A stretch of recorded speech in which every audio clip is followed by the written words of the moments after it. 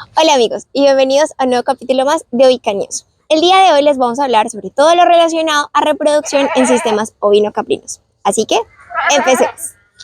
Para seleccionar los reproductores que van a ser parte de un sistema productivo, se deben realizar evaluaciones de la aptitud reproductiva como tal de cada individuo.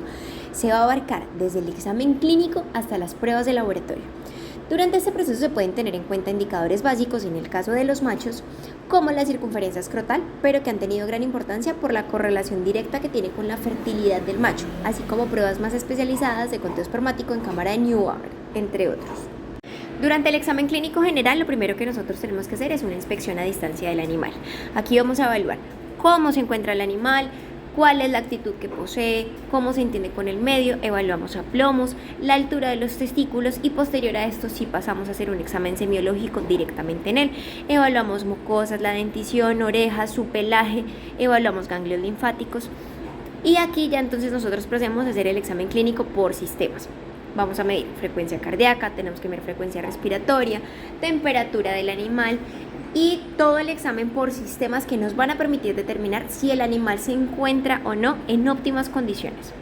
Posterior a esto procedemos a hacer el derribo del animal para hacer el análisis del sistema reproductivo como tal, hacemos una tricotomía parcial y determinamos cómo está el pene y todas las estructuras anatómicas de su sistema reproductivo.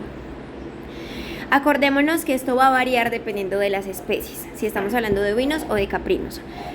Tenemos que hacer, teniendo en cuenta la anatomía testicular, hacemos palpación de las estructuras que pueden llegar a ser palpables en este y posterior a esto ya podemos hacer la medición de la circunferencia escrotal, que este va a ser directamente proporcional con la fertilidad del macho.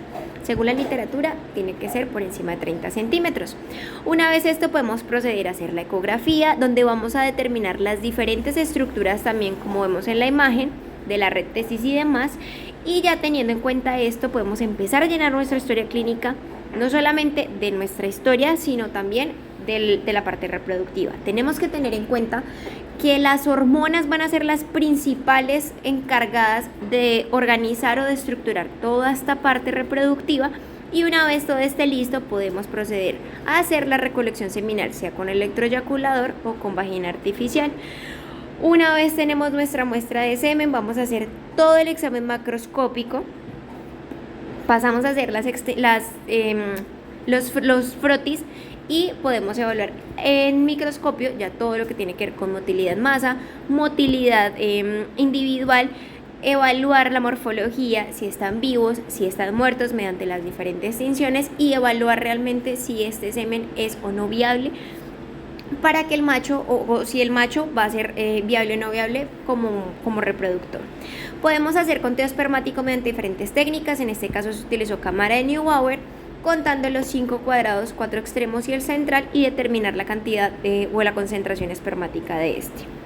Y ya en la historia clínica obviamente queda registrado todas las características, tanto macroscópicas como microscópicas del semental. Una de las principales metas de los productores es alcanzar un alto rendimiento a nivel productivo y reproductivo. Esto se puede lograr mediante la implementación de programas de mejoramiento genético, seleccionando ejemplares con fenotipo y genotipo ideal y acorde a nuestro tipo de producción. Hay que tener en cuenta que la cabra tiene una mayor relación con las condiciones ambientales en las que se encuentre y su fertilidad respecto a las ovejas. Inicialmente se procede con la inspección a distancia de nuestra hembra, observando su actitud, su comportamiento, condición corporal, conformación de la ubre, si presenta algunas lesiones, anormalidades. Luego evaluamos las mucosas, palpamos los ganglios, revisamos a detalle la conformación de la ubre y pues la toma de constantes. En este caso todo estaba dentro de lo normal. Cabe resaltar que estas especies presentan una actividad sexual poliéstrica estacional, pero dadas las condiciones de nuestro país, esto cambia un poco.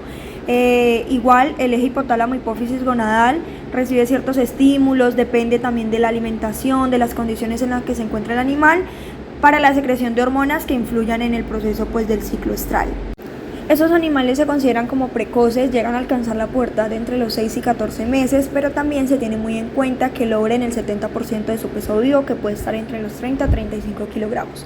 En las ovejas el ciclo estral tiene una duración de 17 a 21 días y en las cabras de 18 a 22. El celo tiene una duración de 18 a 48 horas y la ovulación se da 6 a 12 horas posterior a lo mencionado anteriormente. 24 horas antes de que la hembra acepte la monta, se evidencian signos como el movimiento de la cola, la vulva está enrojecida, presentan secreciones y está como más inquieta, por así decirlo. La gestación en las cabras dura 152 días y en las ovejas 150. El último tercio de la gestación y la lactancia se considera como un periodo crítico, por ende se debe suministrar todo lo requerido por el animal y pues por sus crías.